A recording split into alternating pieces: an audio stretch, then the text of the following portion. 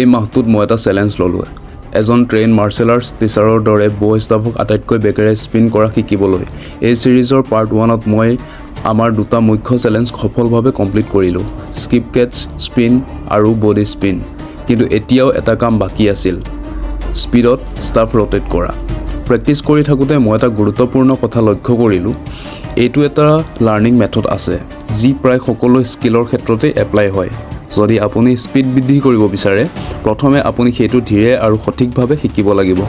যেতিয়া টেকনিকটোৰ ওপৰত অলপ ভাল গ্ৰিপ আহিব, তেতিয়া বেগেৰে ঘূৰাবলৈ চেষ্টা কৰক। মোৰ ক্ষেত্ৰত মই প্ৰথমে একেটাৰ পিছত এটাকৈ 3বাৰ ফাষ্ট স্পিনিং কৰিলোঁ। তাৰপিছত ধীৰে ধীৰে প্ৰতিবাৰ এটাকৈ ৰোটেশ্যন বঢ়াই গ'লোঁ। আৰু যদি আপুনি এই প্ৰেক্টিছটো ডিচিপ্লিন আৰু নিয়মিতভাৱে কৰে, এটা সময়ত আপুনি অনুভৱ কৰিব আপোনাৰ হাত বিষাবলৈ আৰম্ভ কৰিছে। কিন্তু মোৰ এই স্কিল শিকাৰ মূল উদ্দেশ্য মাথো ট্ৰিক দেখুৱাবলৈ নহয়। মোৰ উদ্দেশ্য হৈছে মোৰ মন আৰু শৰীৰ দুয়োকে শক্তিশালী কৰা। কাৰণ মই সদায় ভাবিছিলোঁ মই এনেধৰণৰ কুল আৰু কঠিন কাম কৰিব পৰা মানুহ নহয়। এই চেলেঞ্জটো হৈছে সেই ভুল বিশ্বাসটোক চেলেঞ্জ কৰা আৰু নিজকে প্ৰমাণ কৰা যে মই ভুল আছিলোঁ।